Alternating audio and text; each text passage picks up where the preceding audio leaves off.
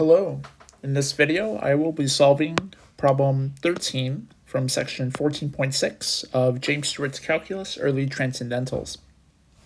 This problem asks us to find the directional derivative of the function at the given points in the direction of the vector v. Okay, how do we do this? Well, first let me remind everyone how we calculate a directional derivative in general.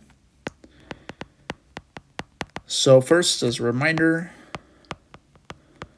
directional derivative of f at, say, a point a, b, c. The way you calculate this, and this is typically denoted by d sub u. I'm sorry. At a, b, c, and I forgot to specify the direction. The direction, by the way, will always be given by a unit vector. So whenever you see this notation here, or whenever you see any vector u appear in the context of a directional derivative, you'll want to ensure that this u is a unit vector. And if not, we need to convert it to one. And in fact, this example that we're doing is a prime way to see that, because this vector is not a unit vector. But okay. What is this directional derivative?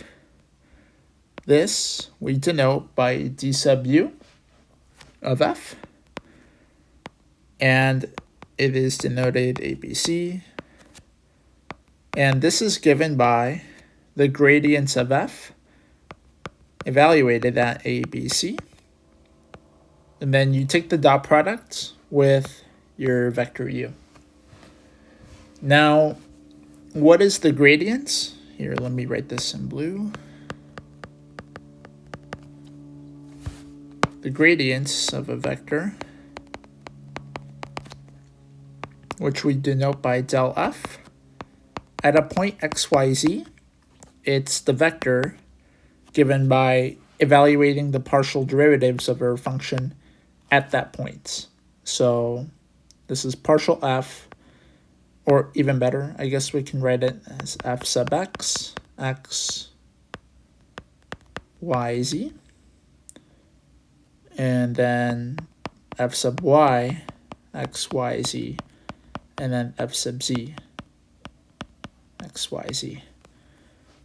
Or in Leibniz notation, partial f with respect to x at a, b, x, y, z, sorry. Partial f with respect to y at x, y, z, and then finally partial f with respect to z at x, y, z. So basically we just take the partial derivatives of our function in order from left to right, x, y, z, and then we plug in the points that we want to plug in. Note, and this is important, I'll write it in red to emphasize. Note, the gradient is a vector. And that's important to remember because, well, that's the way we're going to be taking this dot product here. Now, I wrote the gradient for 3 dimensions, but hopefully everyone can see how it's going to look like in 2 dimensions, because that's the case that's going to be relevant to us. Okay, so let's calculate this. So first, I'm going to calculate the partial derivatives, so I can calculate my gradients.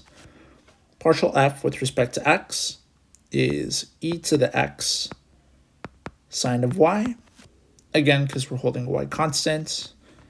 And partial f with respect to y is e to the x, but now cosine of y. If I evaluate these at my points, this will be partial f with respect to x at 0, pi over 3, which is, well, e to the 0 is 1, and sine of pi over 3 is, I always have to think for a bit, it's going to be a half. And then plugging in the same points to our other partial derivative. Again, e to the x is e to the 0 is still 1, but now cosine of pi over 3 is going to be root 3 over 2. So the gradients or sorry, the directional derivative is, oh, wait, almost forgot. Before we calculate this directional derivative, we need a unit vector in the direction of the vector they gave us. Now, sometimes you will get a unit vector, and honestly, it's never a bad idea to just see whether this is a unit vector already, because then you're done. But I pointed out that it's not, and that's not too hard to see, because if we take the norm or the magnitude of this vector, we're going to get 36 plus 64, which is 100, and this is 10. So the length of this vector is not 1. Good thing is, we don't need to think too hard to get a unit vector in the same direction of this vector. So all we need to do is take our vector v, but scale it down by its length, or scale it up, whatever, depending on whether the length is bigger or smaller. But in either case, we're just divide by the length of v. And so this would give us 1 over 10, negative 6, 8, which if you work this out, this will be negative 3 over 5, and then 4 over 5. And so now we're ready for the directional derivative.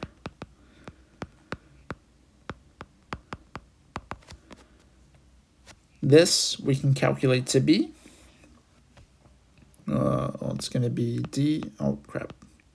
Let me write this, denote this vector by u. D sub u of f evaluated at our point 0 pi over 3. This will be, oh my god, gradient of f, 0 pi over 3, dot producted with u. But this, as we just calculated, is just, let me go back up, 1/2 root 3 over 2 dot negative 3 over 5, 4 over 5. And calculating this dot product, we get negative 3 over 10. Oh, I accidentally wrote that. Plus 2 root 3 over 5. Just doing some mental math there. And this is our final answer.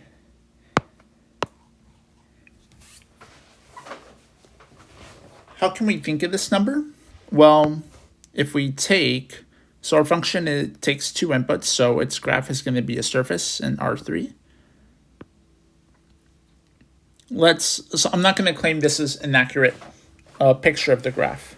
I'm just drawing whatever graph, but I'm still going to use this vector here. So let's say it's negative 6. Let's suppose that this is the negative x-axis, this is the y-axis, and this is the z-axis. Then our vector negative 6, 8 is going to look something like this, maybe. And this will be my vector.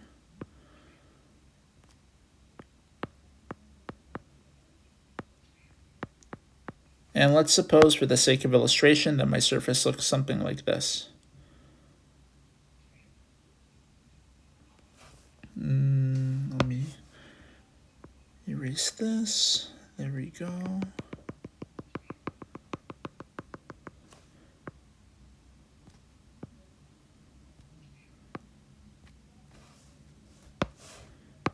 Just sketching the surface really quick. There we go.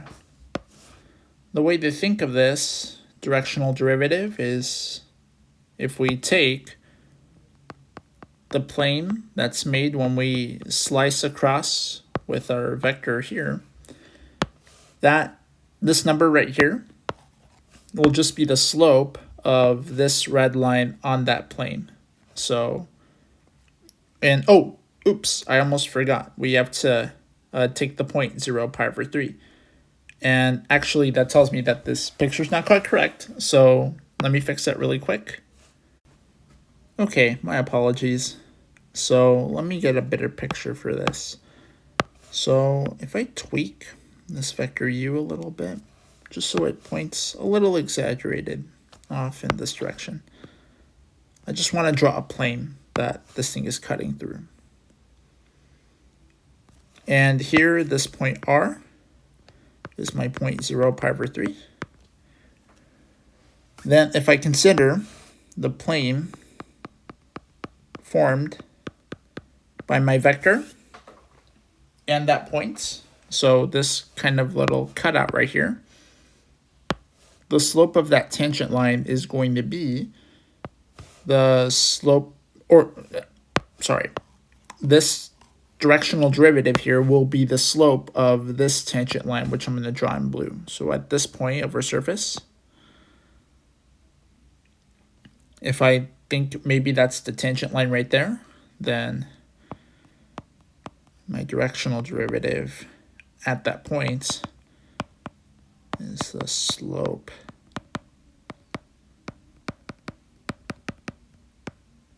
of the point in red. Okay, that wraps up this video. If there are any questions, please feel free to leave a comment. Otherwise, I'll see you all in the next video.